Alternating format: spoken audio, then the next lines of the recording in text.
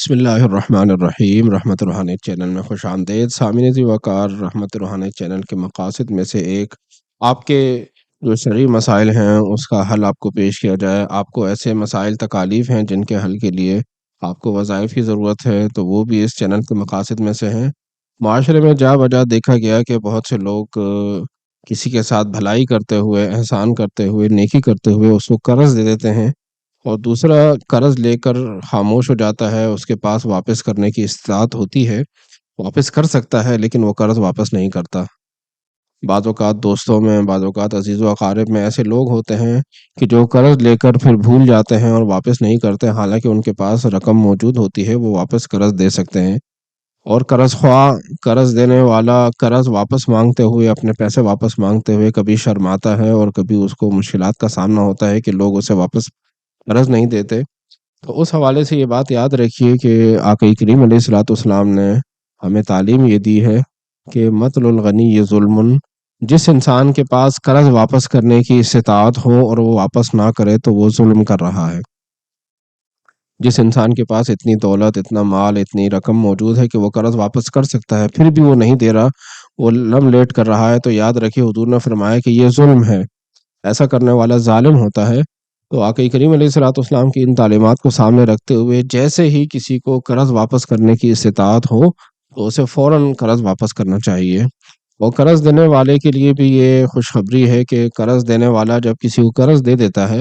اور وہ اس کو جب تک واپس نہ کرے، یہ قرض خواہ قرض دار کو تنگ بھی نہیں کر رہا، صبر سے کام لے رہا ہے، تو جتنی رقم اس نے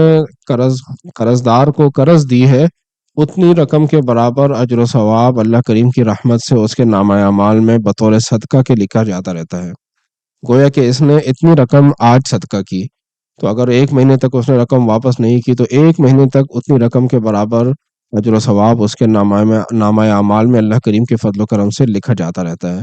تو اس لیے قرض خواہ کو بھی یہ بات یاد رکھنی چاہیے کہ اگر میری رقم کسی ضرورت مند کے پاس ہے، وہ واپس نہیں دے سکتا، تو آپ کو اللہ کریم کی بارگاہ سے اتنا اجر و ثواب روزانہ مل رہا ہے۔ اور قرض دار کو بھی چاہیے کہ جیسے ہی اس کے پاس استطاعت ہوتی ہے، جیسے ہی اس کی مالی حیثیت اچھی ہوتی ہے، تو وہ فوراً اس کے قرض کو واپس کرے۔ اور سامعین ذی وقار، ایسے انسان سے قرض واپس لینا کہ جس کے پاس رقم موجود ہے، وہ واپس قرض دے سکتا ہے اور وہ واپس نہیں دے رہا، تو ایسے انسان کے لیے کہ جو قرض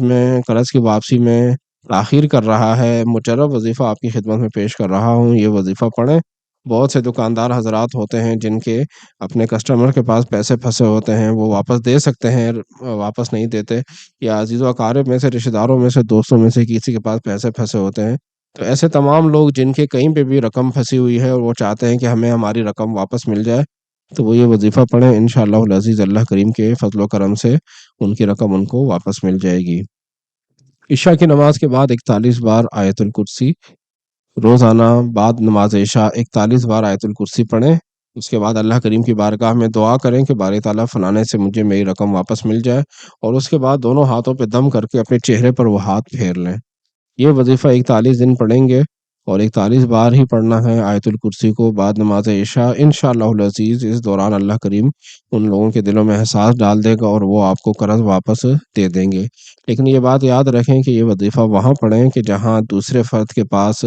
رقم کی واپسی کا انتظام ہے، اس کے پاس رقم موجود ہے، وہ صاحب استطاعت ہے، اس کی مالی حیثیت اچھی ہے، تو آپ وہاں اس سے رقم کا تقاضا کریں۔ نہیں دیتا تو یہ وظیفہ پڑھیں۔ اور جہاں دوسرا انسان اس کا ہاتھ تنگ ہے، اس کے پاس مالی حیثیت اتنی نہیں کہ وہ آپ کو اس وقت رقم واپس کر سکے، تو اس کو مہلت دینا یہ بھی بہت بڑے اجر و ثواب کا کام ہے۔ اللہ کریم ہم سب کو قرض کے بوجھ سے سبکدوش فرمائے۔ اللہ کریم جو قرض دار ہیں ان کو قرض ادا کرنے کی توفیق عطا فرمائے۔